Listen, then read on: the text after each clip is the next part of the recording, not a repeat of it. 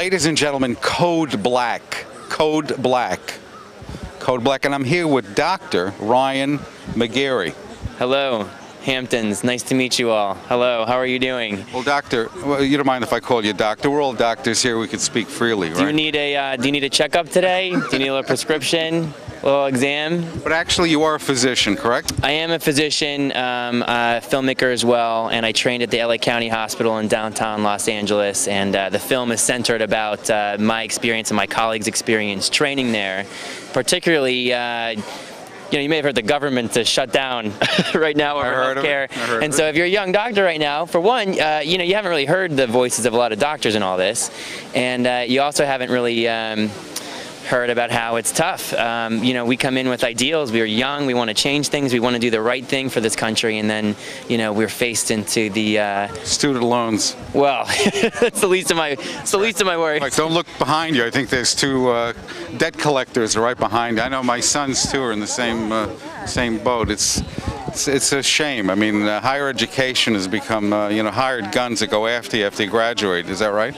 Well, I always joke that, the benefit of medical school is that I had a fresh voice in filmmaking, but it came at about $250,000 price tag. So I don't know if that's cheaper than film school these days, but... My oldest son went to NYU film school. It's a little cheaper, I think. A little cheaper, huh? Right. Okay, and I can maybe pay it back after a while. It's terrific. But we're so excited about this movie. And it's the East Coast premiere here in town. Yeah. And we welcome you to the film festival, first of all.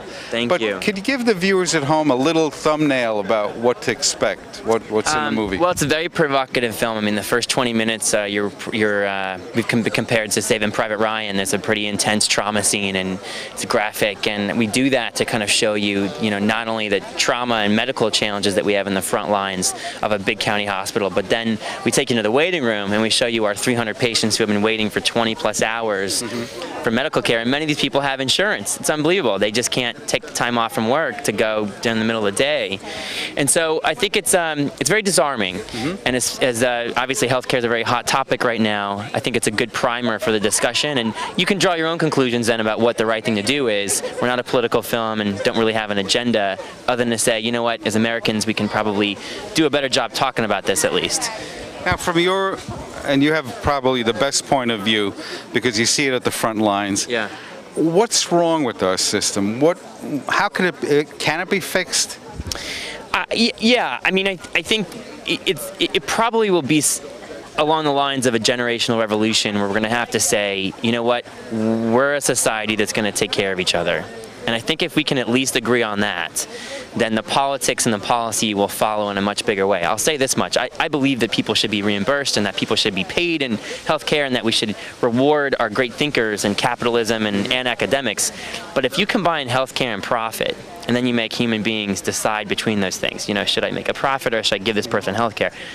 Man, well, and that's a tough thing to decide on. Well, we're here on the East End, and I could tell you for a fact, that a lot of those big, beautiful, multi-million-dollar homes on the ocean, a lot of them was subsidized by pharmaceutical products that the stocks went right through the roof. Yeah. And, we're here in the United States, and profit is part of anything. But what irks me is that, like even in hypertension, they really haven't had any new medications in decades. I mean, it's the same just system. Designer drugs, yeah. Right. Well, I mean, again, I want to clarify. I mean, I think that what makes America great is some, certainly some aspects of our economy and the competitiveness that we have from that. Some of our best drugs and medical devices have come from that system, as they also have from the academic, university system as well. And people should be rewarded for that. I think that the general notion, though, that we're basically assigning insurance cards of different values to patients, and then based on that sort of determines their eligibility for health care, when you're at the front line, becomes sort of a no-win. I mean, even with Obamacare, which I think a lot of us feel is at least a step in the right direction, a lot of people are going to get cards, but a lot of those cards are still going to be seen as kind of mediocre insurance. And even right now, I mean, mediocre insurance, a lot of specialists out there, once you leave the ER, now you got to get your knee surgery, your back surgery, your expensive medication, a lot of specialists won't cover you. Or it's not that they won't, it's not worth it to them, right? Because they're only going to get 50 cents on the dollar or something. Whereas emergency care goes under that humanitarian clause where you have to treat them. And well, in part, right. Federally, we're mandated that we can't turn anyone away as a result of their income. We don't ask questions about that up front. But as you know, and as many people know, you can get a pretty hefty ER bill. Right. And partly that gets complicated, and it's mostly due to the fact that to make any sort of money back, the hospital has to upcharge because the insurance, everything's inflated, right? Mm-hmm. But ultimately, I think the mentality of the ER physician is certainly different than some of the other specialties right now, where we're saying, hey, you know, like it or not, we've been voted as America's front door of medicine. Well, let's roll up our sleeves 24/7. What made you get into medicine? Well, I always wanted to be a filmmaker, and I'd always wanted to have a fresh voice, and I think I found that medicine would be an interesting way to combine those things. And, you know, even without filmmaking, I think I had a, you know, real passion for medicine anyway. I was sick myself, had lymphoma, which is a blood cancer, when I was around 19, and so I think when I was in college, I kind of said, whoa, you know, if I had 2 lives, I'd do one as a filmmaker, one as a doctor, but I definitely only have one. I'm not sure how long I'm going to be here. At the time, of course, being sick like that, on chemo and everything else, so I think I said, all right, we're going to route them together. We're going to do both. And I didn't expect that to happen during my residency, but it happened that way, and so I didn't get a lot of sleep, lost my girlfriend.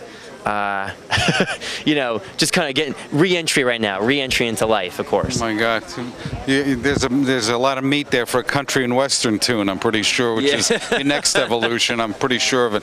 Well, this is a heck of a movie, and we just touched the surface about it. Certainly piqued my interest, and I highly recommend Code Black. Go see it. This is the director and the fella that put it all together, as well as a heck of a physician. And it's Dr. Ryan McGarry.